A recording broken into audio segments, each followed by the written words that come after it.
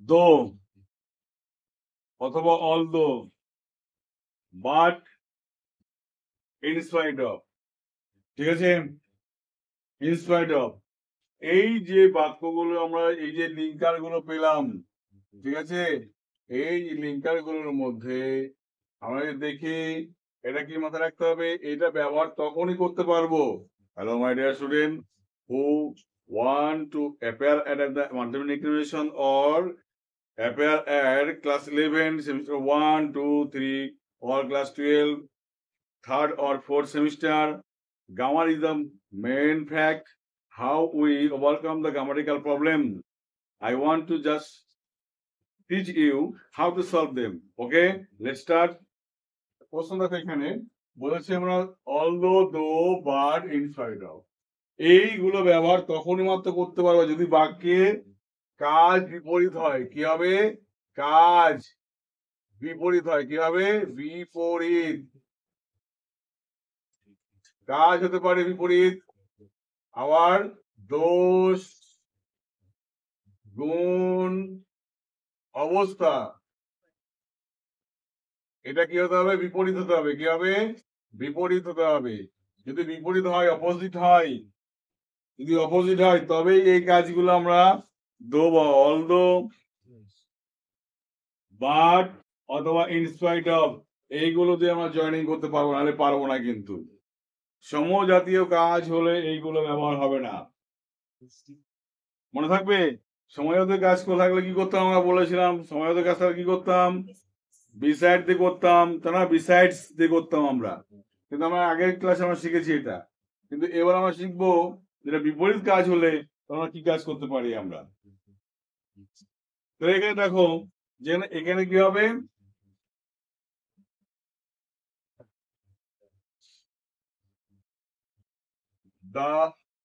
the two sentence must be opposite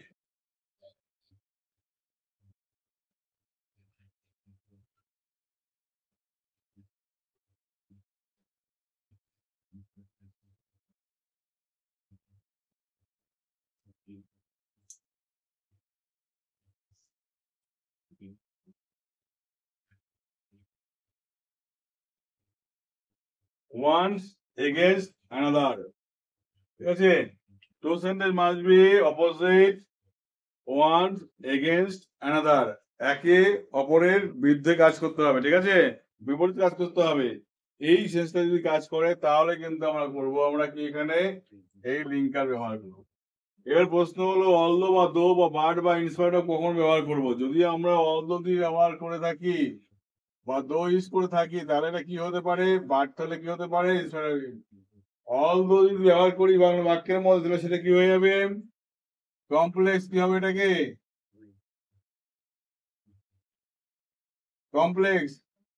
complex. আর এটা কি জাতীয় বাক্য হতে পারে? Adverbial clause. কি হবে এটা? অ্যাডভার্বিয়াল ক্লজ হবে। কি হবে? অ্যাডভার্বিয়াল, ADVERBIAL ক্লজ হয়ে যাবে যখন। ঠিক আছে, বাট দিয়ে করলে কি হবে? এখানে বাট দিয়ে জয়েনিং করে কি হবে বলো? তাহলে হবে বাট জয়েনিং করলে হবে কম্পাউন্ড সেন্টেন্স। কি হবে? কম্পাউন্ড। কম্পাউন্ড সেন্টেন্স তৈরি হবে। এখানে আমরা কি করব? এই যে ক্লজটা হচ্ছে, ক্লজটা কি বলবো আমরা? Coordinate clause. কি বলবো? Coordinate clause. এটা হলো কোঅর্ডিনেট, ORDINATE ক্লজ। ঠিক আছে, আর যদি ইনস্পাইট অফ দ্য কাজ করি তাহলে কি হবে এটাকে? তাহলে হবে সিম্পল সেন্টেন্স। কি হবে? সরল বাক্য, সিম্পল সেন্টেন্স। SIMPLE sentence. তাহলে আমরা বুঝে গেলাম যে কোনটার কাজ কোনটা। কোনটা কাজ করলে কি ধরনের বাক্য তৈরি হতে পারে। অর্থাৎ আগে তোমার কাজ হলো সেন্টেন্সটাকে পড়া, পড়ে বুঝে নেওয়া, দেখা যে বাক্যের কাজগুলো বিপরীত হচ্ছে কিনা। যদি বিপরীত কাজ করে তাহলে ভাবতে হবে যে আমার এই লিঙ্কার ছাড়া অন্য কিছু ব্যবহার করতে পারবো না। ক্লিয়ার? কেমন ধরো বললো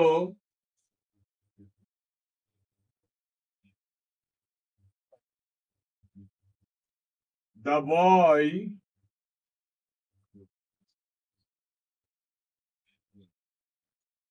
studied hard. ছেলেটি পড়াশোনা করেছিল কঠোর। He fell in the exam. সে পরীক্ষায় ফেল করলো। তো কাজ তো বিপরীত হলো এখানে। ছেলেটা কঠোর পড়াশোনা করলো কিন্তু পরীক্ষায় পরীক্ষায় ফেল করলো। তার মানে দেখাচ্ছে এখানে একটা কাজ যা কাজ করছে তার বিপরীত কাজ, ফল বিপরীত হচ্ছে।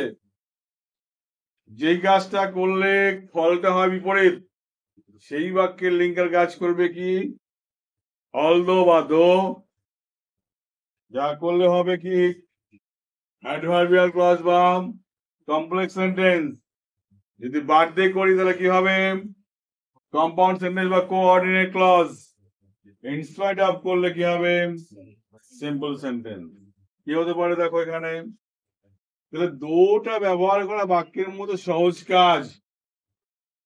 দো কখন করব, যে বাক্য দুটো বাক্য পড়বা, পড়ার পরে দেখতে হবে তোমাকে যে বাক্যের কাজটা সদর্থক কাজ, মানে নীতি অর্থাৎ নেতিবাচক কাজ, যে বাক্যের কাজটার মধ্যে রয়েছে সদ্গুণ রয়েছে, ভালো গুণ রয়েছে, সেই বাক্যের আগে লাগাবো আমরা কি দো।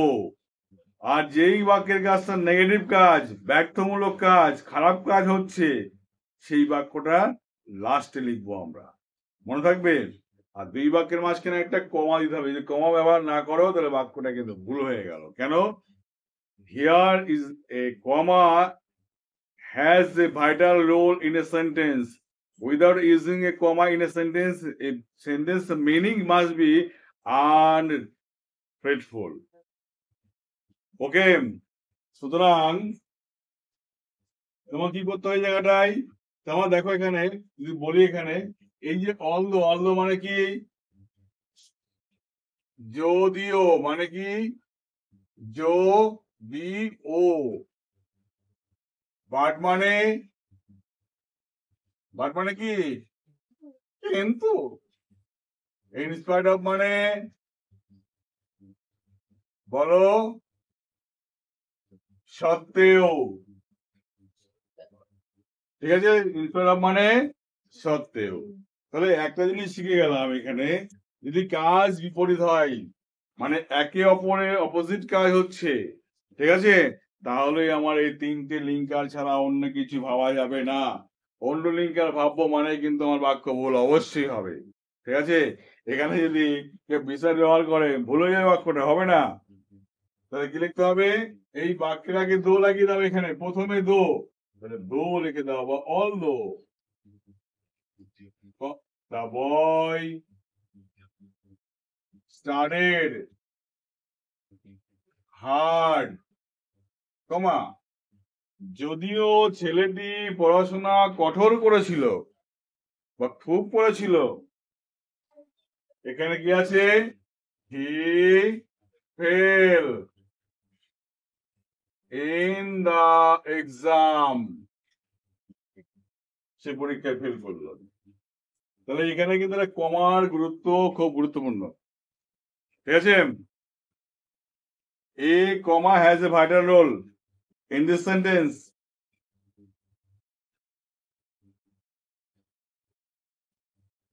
Understand?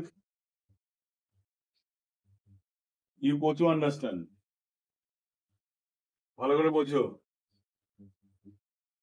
তাহলে দেখো এখানে ভালো করে বুঝবা যে কোনো বাক্যের, তাহলে এই বাক্যটা যদি আমরা কি করলাম দো ব্যবহার করলাম মানে কি হলো, এটাকে কমপ্লেক্স হলো বা কি হলো এই জায়গাটাই।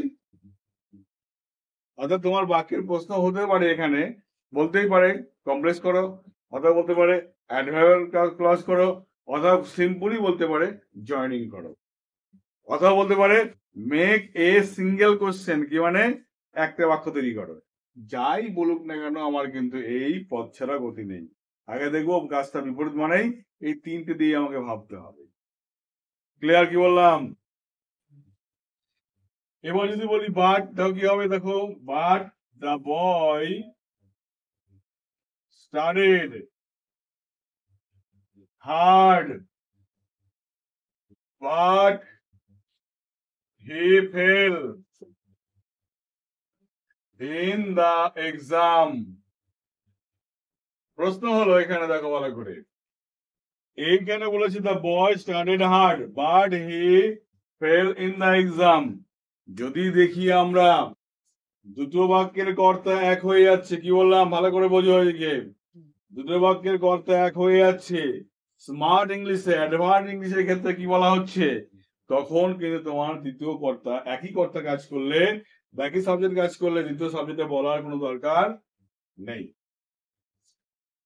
ঠিক আছে, কি বললাম, the boy studied hard but fail in the exam. ছেলেটি পড়াশোনা করেছিল কিন্তু ফেল করে গেছে। ঠিক আছে, যদি সাবজেক্ট আলাদা হতো তাহলে আমরা কি করতাম, চেঞ্জ করতাম না। Am I right? Do you understand?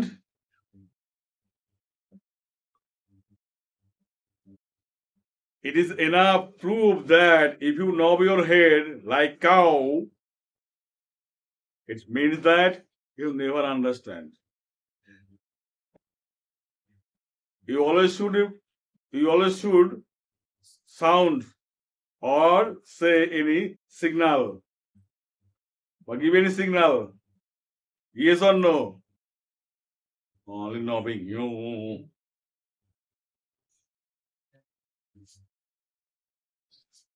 বলতে পারলাম এই জায়গাটা কি বললাম? এইবার প্রশ্ন হলো, এবার বললো সরল বাক্য করবো, কি কাজ? দেখো আগে দেখো আমরা কি বলবো, সত্যি ব্যবহার করি, তাহলে কি ব্যবহার করব, এই যে বাক্যটা ভালো করে সত্য লিখবো কোথায়, যেই বাক্যটার মধ্যে সদ্গুণ রয়েছে, যেই বাক্যটার মধ্যে ভালো গুণ রয়েছে, যে বাক্যটার মধ্যে সদর্থক কাজ রয়েছে, যে বাক্যটার কাজ করা হলো অথচ ফল পাওয়া গেল না, সেই বাক্যটার আগে লিখতে হবে ইনস্পাইট অফ লিখতে হবে, অন্য বাক্য লেখা যাবে না। তার মানে কি বলি, পড়াশোনা করা সত্ত্বেও সে ফেল করলো। তাহলে এখানে দেখো এই সত্ত্বেওটা কোথায় লিখবো, কঠোর পড়াশোনা করা সত্ত্বেও, তাহলে এখানে লিখতে হবে ইনস্পাইট, INSPITE অফ। এবার পড়াশোনা করা কি হবে, স্টাডিড তারা ছিল না, STUDIED ছিল, তাই কিনা? হ্যাঁ, মাথায় রাখবা যখন ইনস্পাইট অফ ব্যবহার করছি, এই প্রিপোজিশনাল ফ্রেজ, এটাকে কি বলা হয়, প্রিপোজিশনাল ফ্রেজ, এটাকে বলা হয় প্রিপোজিশনাল ফ্রেজ। এরপরে হয় নাউন লিখতে হবে, তা না হলে কি করতে হবে, ভার্ব বসালে তার সঙ্গে আইএনজি করতে হবে। এই স্টার্টেড করা যাবে না, কি করতে হবে, স্টাডিং, YING, স্টাডিং হার্ড, কমা, পরের বাক্য যা আছে লিখে দাও। পরের বাক্যে হি লিখবো না বয় লিখবো, বয় লিখবো, কারণ পরের বাক্যের প্রধান কর্তা হিসেবে তো বয় কাজ করছিল, তাহলে বয়টাকে ওখানে নিয়ে যেতে হবে। The boy fail in the exam. Clear? বুঝেছো? তাহলে ইনস্পাইট অফ স্টাডিং হার্ড, কঠোর পড়াশোনা করা সত্ত্বেও, দ্য বয়, বয়টা লিখিনি, the boy fail in the exam, ছেলেটি এক্সামে ফেল করেছে। ঠিক আছে, কি বলতে বললাম, এটা ছিল ভার্ব ছিল বলে এইভাবে করলাম, ভালো করে বোঝো, এটা ভার্ব ছিল এইভাবে করলাম। তাহলে ম্যাক্সিমাম দেখা যাচ্ছে মাধ্যমিক লেভেলের পর্যায়ে যেগুলো হয়, ভার্বের কাজটাকে এইভাবে দেয় না, অ্যাডজেক্টিভের কাজগুলোকে করতে দেয় এখানে। বোঝা গেল কি বললাম? চলো একটা উদাহরণ আমরা দেখি, অ্যাডজেক্টিভ দিক ব্যবহার করলে কিভাবে করবো আমরা। ওকে, স্টার্ট। এই উদাহরণটা এরম নেই, এমন দিয়েছে,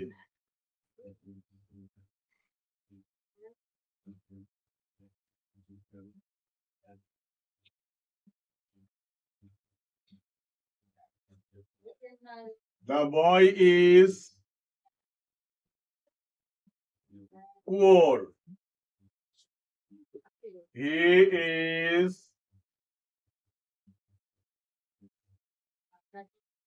good in math. The boy is poor. He is good in math. ছেলেটি গরিব কিন্তু কিসে ভালো? ম্যাথে ভালো, তাই না? তাহলে এটাকে কি করবো দেখো, তাই দুটো বিপরীত কাজ হচ্ছে জায়গাটায় কিন্তু।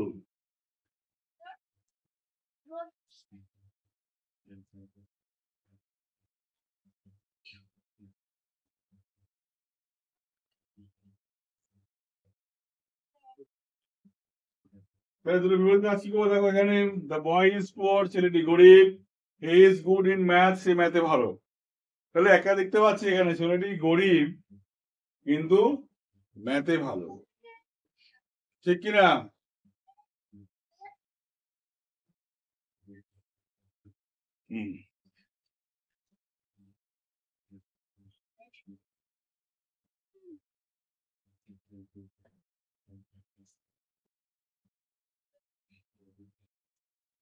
The boy is poor. He is good in math. সে ম্যাথে ভালো। তাহলে যদি বলে এখানে কি হবে, যদি বললে মানে যদিও, যদিও বললে কি বলতে পারি? যদিও সে গরিব তবুও সে ম্যাথে ভালো, ঠিক না? ঠিক কিনা বলো? তাহলে যদিও সে গরিব, দো দা বয়, দো